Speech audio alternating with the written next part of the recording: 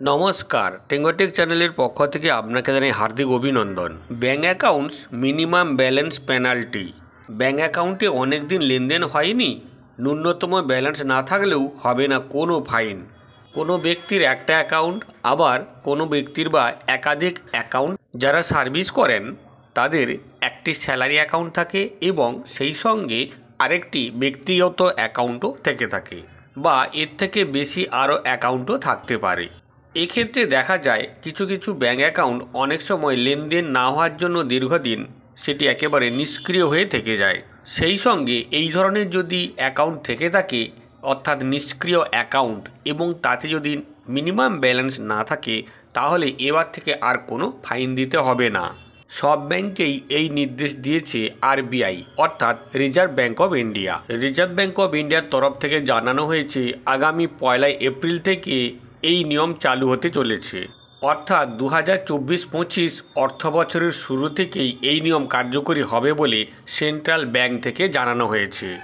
2 বছর ধরে যদি কোনো ব্যাঙ্ক অ্যাকাউন্টে লেনদেন না হয়, তাহলে সেই ধরনের ব্যাঙ্ক অ্যাকাউন্টগুলিকে নিষ্ক্রিয় বলে ধরা হবে। সেক্ষেত্রে ন্যূনতম ব্যালেন্সের যে নিয়ম চালু রয়েছে সেই নিয়ম আর তাতে কার্যকরী হবে না। রিজার্ভ ব্যাঙ্কের তরফ থেকে দাবি করা হয়েছে ব্যাংকিং প্রক্রিয়ায় থাকা আনক্লেম ডিপোজিটের পরিমাণ কমিয়ে ফেলতে আরবিআইয়ের তরফে যে পদক্ষেপ নেওয়া হয়েছে তারই অংশ হিসেবে এই নতুন সিদ্ধান্ত নেওয়া হয়েছে। যে ধরনের পদক্ষেপের মাধ্যমে প্রকৃত মালিকের হাতে ওই সমস্ত ডিপোজিটের টাকা ফেরত দেওয়া সম্ভব হবে। তবে সব ধরনের ব্যাঙ্ক অ্যাকাউন্টকে ব্যাঙ্ক কর্তৃপক্ষ নিষ্ক্রিয় বলে ঘোষণা করতে পারবে না, একথা স্পষ্ট জানিয়ে দিয়েছে আরবিআই, অর্থাৎ reserve bank of India. RBI জানিয়েছে স্কলারশিপের টাকা পাওয়ার জন্য খোলা অ্যাকাউন্ট বা ডিরেক্ট বেনিফিট ট্রান্সফার টাকা পাওয়ার জন্য যে অ্যাকাউন্টগুলি তৈরি করা হয়েছে সেই অ্যাকাউন্টগুলিকে কখনোই নিষ্ক্রিয় বলে ঘোষণা করা যাবে না।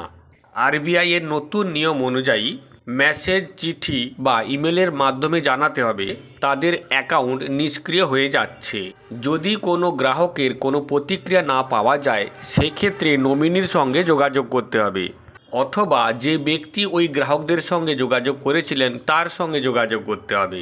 অর্থাৎ এক কথায় যেভাবেই হোক গ্রাহকদের সঙ্গে যোগাযোগ করে তাদেরকে সমস্ত বিষয় জানাতে হবে। তাতেও যদি কোনো সাড়া না পাওয়া যায়, তারপরে ব্যাংক কর্তৃপক্ষ তাদের সিদ্ধান্ত নেবে। অর্থাৎ দীর্ঘদিন ধরে যদি কোনো ব্যাঙ্ক অ্যাকাউন্টে লেনদেন না হয়, অর্থাৎ নিষ্ক্রিয় হয়ে পড়ে থাকে, সেক্ষেত্রে আপনার চিন্তার কোনো কারণ নেই, কারণ মিনিমাম ব্যালেন্সের ক্ষেত্রে ওই ধরনের কোনো সমস্যা হবে না বলে পরিষ্কার জানিয়ে দিয়েছে রিজার্ভ ব্যাঙ্ক অফ ইন্ডিয়া। বিষয়টি যদি ভালো লাগে এবং ব্যাংকিং সম্পর্কিত কোনো খবর আপনি যদি পেতে চান, তাহলে চ্যানেলটি সাবস্ক্রাইব করে সঙ্গে থাকুন।